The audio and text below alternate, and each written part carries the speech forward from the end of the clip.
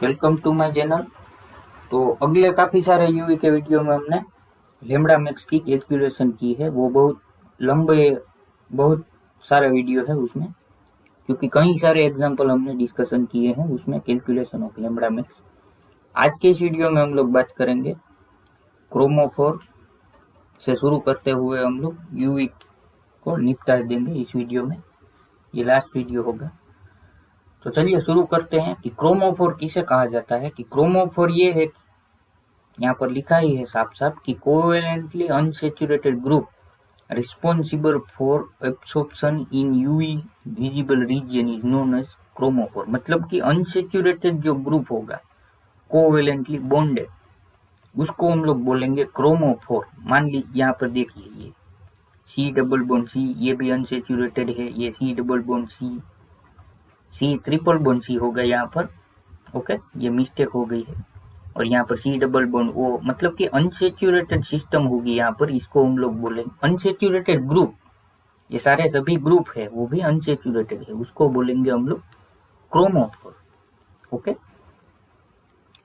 अब वो visible region में लाइट एब्सॉर्ब करेगा तो हम लोगों को कलरफुल दिखेगा। ओके, यूवी में तो नहीं दिखता है। विजिबल रीजन मोस्टली उसकी रेंज कितनी होती है, 400 to 800 नैनोमीटर होती है। अब बात करते हैं ऑक्सोक्रोम की। ऑक्सोक्रोम किसे कहा जाता है?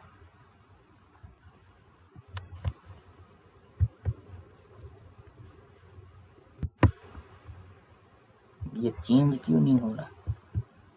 ये देखिए, ये ऑक्सोक्रोम में क्या होता है कि covalently saturated group which when attached to a chromophore then change both wavelength and intensity of absorption is known as auxochrome. यानी कि जो भी क्रोमोफोर हमने अभी देखे, जो भी ग्रुप थे, वो जब अटैच होंगे ऑक्सोक्रोम से कोवेलेंटली, तब क्या होगा कि जो भी वेवलेंथ की इंटेंसिटी थी उसमें चेंज हो जाएगा। अभी एक और एक बार बोलता हूं कि जो भी हमने अभी ये ऑक्सोक्रोम देखे, ये सारे ग्रुप के साथ जब ये क्रोमोफोर अटैच होंगे NH2 OH SH ऐसे ग्रुप, ओके, मतलब कि ऑक्सोक्रोम के साथ क्रोमोफोर अटैच होंगे। और उल्टा भी बोल सकते हो, क्रोमोफोर के साथ ऑक्सोक्रोम जब अटैच होते हैं तब उसकी इंटेंसिटी है वो चेंज हो जाती है। मतलब जनरली क्या होता है, जनरली ये जो increase the value of lambda max as well as absorption maximum, ये ई मैक्स है वो क्या है, absorption maximum by extending the conjugation throughout the resonance. मतलब कि ये सारे यहाँ पर देख सकते हैं, ये ऑक्सोक्रोम जो भी है ये रेजोनेंसली स्टेबिलाइज फंक्शनल ग्रुप है। यहाँ पर देख सकते हैं, मतलब अभी मैं समझाता हूँ। यहाँ पर देखिए ये क्या है, ये क्रोमोफोर है। ओके, कोवेलेंटली अनसेचुरेटेड ग्रुप है, ये कोवेलेंटली अनसेचुरेटेड है। ओके, क्रोमोफोर हो गया हमारा। अब क्या होगा, अब ये NH2 ग्रुप है, ये क्या है, ये ऑक्सोक्रोम है। उसको आप लोग क्या बोलोगे, ऑक्सोक्रोम। यहाँ पर देखिए, अब ये ऑक्सोक्रोम NH2 ग्रुप है, ये क्रोमोफोर के साथ NH2 जो अटैच होगा तो ये इस तरह का हमको स्ट्रक्चर मिलेगा, जिसको हम लोग एनिलीन बोलते हैं। गौर से समझिए, ये ऑक्सोक्रोम है, ये बेंजीन है, इसके साथ नहीं सॉरी, ये क्रोमोफोर है, बेंजीन किंग है वो। अब इसके साथ ऑक्सोक्रोम फंक्शनल ग्रुप, मतलब कि NH2 फंक्शनल ग्रुप है, ये ऑक्सोक्रोम हमने मान लिया है। तो ऑक्सोक्रोम जब क्रोमोफोर से अटैच होते हैं तो ये जो इंटेंसिटी है ये चेंज हो जाती है बाय रेजोनेंस।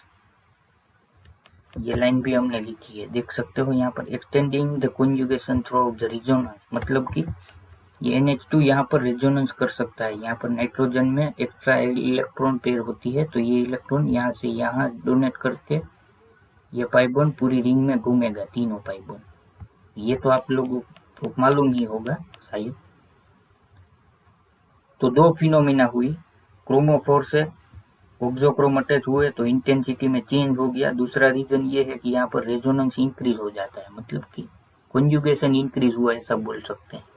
ओके, तो नॉर्मल बेंजीन की जो वेवलेंथ थी उसके कंपैरिजन में ये थोड़ी सी हायर हो चुकी है। अब लेमड़ा हायर हुई तो एब्सॉर्प्शन में मैक्सिमम भी इंक्रीज हो चुका होगा। ओके, अब यहाँ पर हमने NH2 की बात की, चाहे OH की भी बात कर सकते हैं। ये देखिए यहाँ पर OH भी है, SH भी है और हेलोजन सारे वो भी यहाँ पर लगा सकते हैं। OH होगा तो ऑक्सीजन के पास भी एक्स्ट्रा इलेक्ट्रॉन होंगे तो वो भी रेजोनेंस में आएगा। SH होगा ऑक्सीजन के बिल्कुल नीचे की साइड सल्फर आएगा तो उसके पास भी एक्स्ट्रा इलेक्ट्रॉन, क्लोरीन में भी होते हैं। ओके, तो ये थी ऑक्सोक्रोम और क्रोमोफोर की बात, बहुत इजी है, इसमें कुछ हार्ड नहीं है।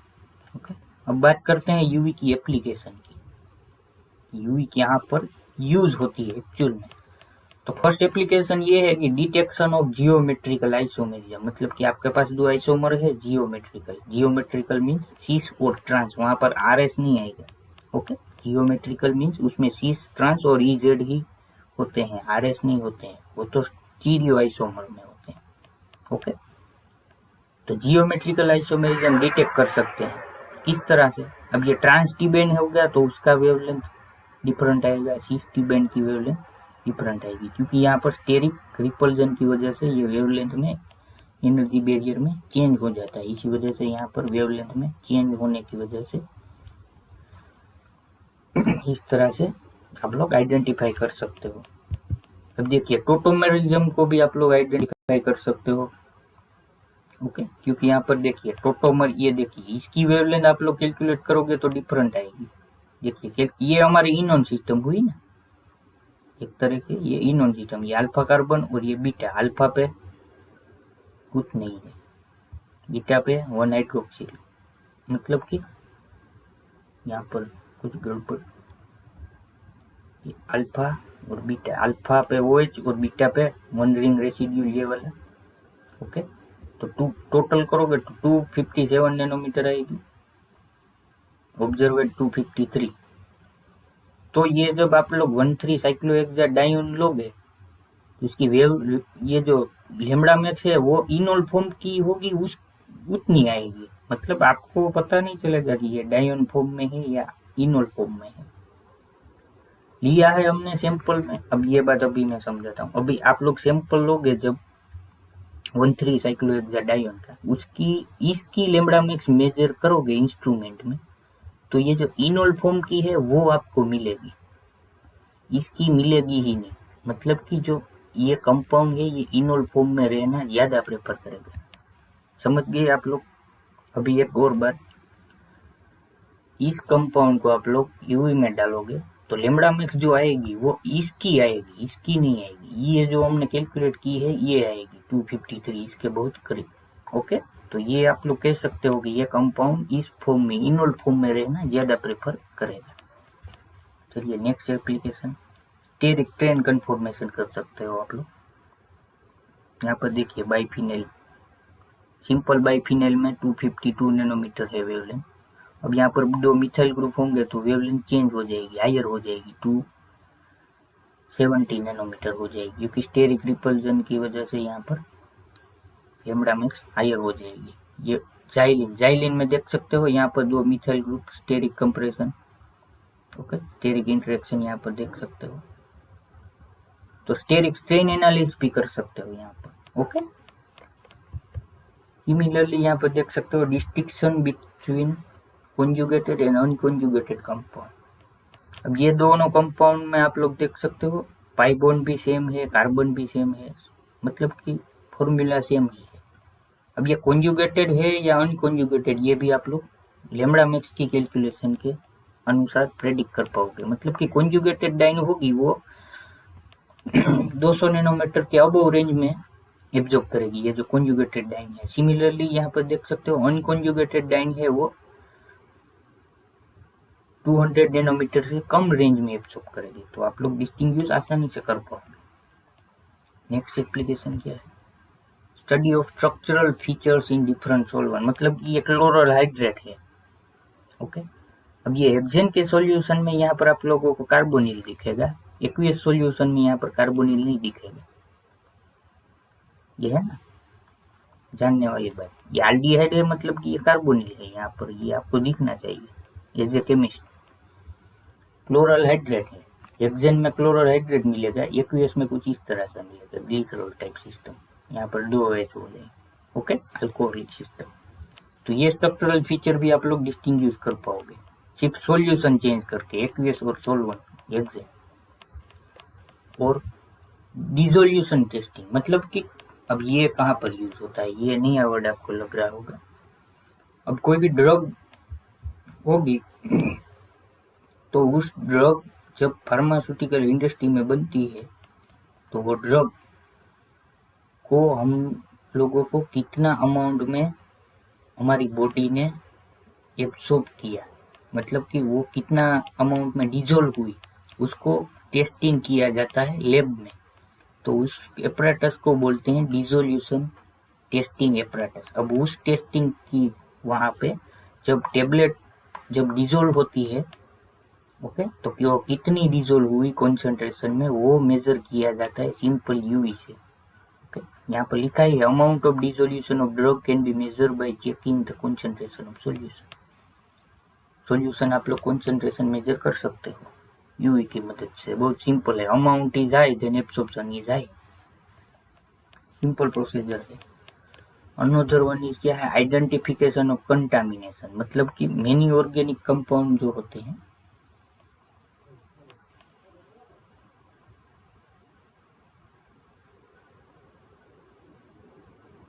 पर्टिकुलर रीजन में वो एब्सॉर्ब करते हैं लैम्डा, मतलब कि यूवी स्पेक्ट्रम में वो वेवलेंथ एब्सॉर्ब करेंगे। अब ये बात आप लोग किस तरह से कह पाओगे,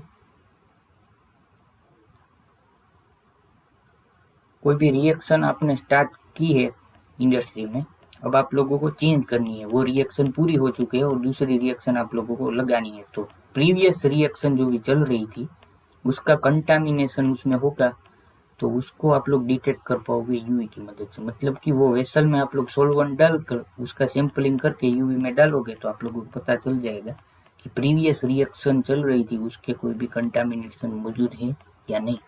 ओके, तो ये थी यूवी स्पेक्ट्रोस्कोपी की बात। तो यहाँ पर ये खत्म होता है। Okay, so thank you for watching this video.